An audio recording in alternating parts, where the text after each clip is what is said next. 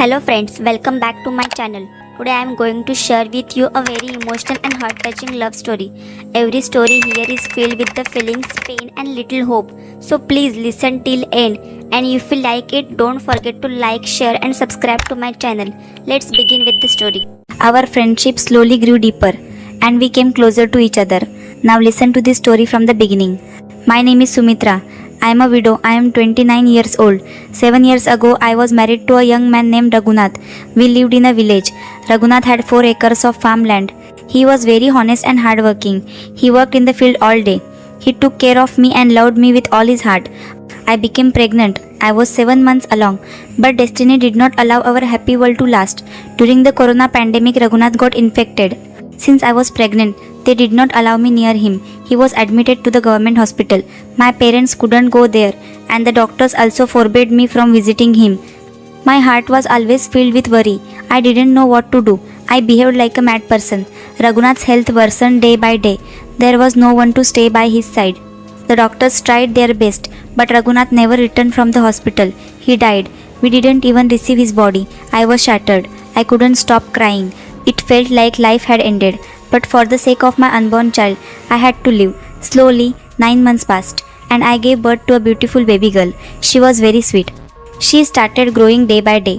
When she was about 3 or 4 months old, I told my parents, "Please drop me back to my in-laws' house."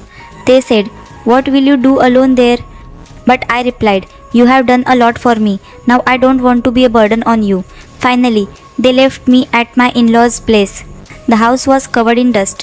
I cleaned it and started living there while raising my daughter. I made up my mind to do farming, but I had no idea how to do it. In our village, there was a young man named Dattu. He had a banana and guava orchard. I thought I should also do something like that. We had a well with plenty of water. I decided to meet Dattu on Sunday. On Sunday, I went to his house, but he was not there. I met his parents. They said, "When Dattu comes, we'll send him to you." They already knew about my husband's death and felt very sad. In the evening, around 4 o'clock, Dattu came to my house on his motorcycle. I was home. My house was simple, just 2 teen rooms. My baby was playing in the cradle. Dattu came inside. We were not familiar before. I asked him to sit. I made 2 cups of tea and sat a little distance away.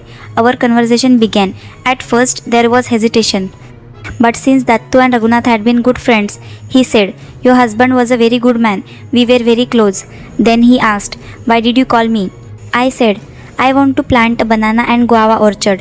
I have seen your farm. It is very good, but I know nothing about farming. My husband used to handle everything. Now I am alone with my baby. Can I really do it? How much will it cost?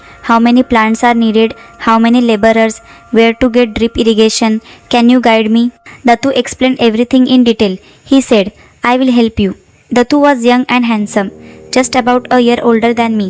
He asked my name. I told him, "My name is Sumitra." From that day, he started calling me Sumitra Bhabhi. With his help, I bought banana and guava plants, installed drip irrigation, and planted an orchard on 2 acres. I hired a few women laborers and completed the work. Dattu had done a BSc in agriculture. He guided me on everything: which fertilizer, which pesticide, how much water, when to spray. He even brought the medicine and fertilizer himself. His nature was very kind. Gradually, our bond grew stronger. The banana and guava plants started growing. Walking in that green orchard filled my heart. I was somehow spending my days with Raghunath's memories. After 9 months, flowers appeared on the banana plants, and many bananas grew. I did as much work as I could myself, but where it was hard, I hired women workers. Since my daughter was small, I couldn't work too much. Sometimes, I tied an old sari between 2 trees to make a swing, placed my daughter there, and worked in the field while she played. One day, I was cutting a small banana plant in the orchard when suddenly I heard my baby crying. I rushed out in fear. I saw a snake hanging from a tree near her. My baby was crying in fright. I also screamed. At that moment, Dattu came running. He threw the snake away with a stick. I was terrified. I ran and hugged my daughter tightly to my chest. She calmed down. Dattu had come with medicine for the farm. After driving the snake away, he continued with his work. I thanked him, but he said, "Bhabhi, no need for thanks." Still, I felt I must thank him. He had saved my daughter's life. It was afternoon. I had brought some food from home. I said, "Since you are here, please eat." He refused, saying, No, it will get late for me. But I insisted. Today I won't let you go without eating. I opened the food bundle. There were rotis and pickles wrapped in cloth and a small container of vegetables. I poured some curry in a bowl for him and kept some in the box for myself. Half the roti for him, half for me. He happily ate with me.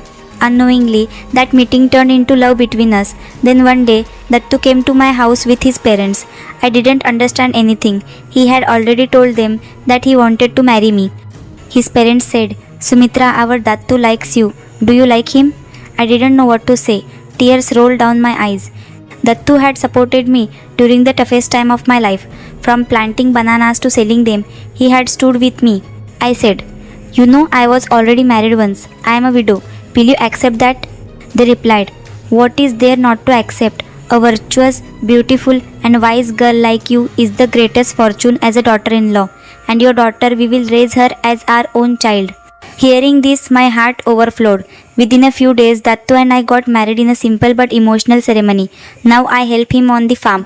I have gained good farming experience. Together, we happily work in the fields. My daughter is growing up, going to school, studying, and smiling when she sees us. Friends, what do you think? Should I have married Dattu or not? If you were in my place, what would you do? Is it wrong for a widow to remarry? Is love true only the first time? Please share your thoughts. Sumitra's life had fallen apart after her husband's death, but she stood up again.